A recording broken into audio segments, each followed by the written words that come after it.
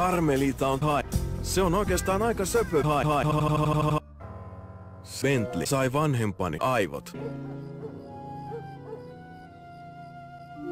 Käytin suhteita saadakseni tiedot aivoista. Hän oli kerran intohimoinen opiskelija eettiselle estetiikalle. Nyt jyskyttävä Dimitri pitää muotitietoista yleisöä länsirannalla. Jyskyttävä musiikki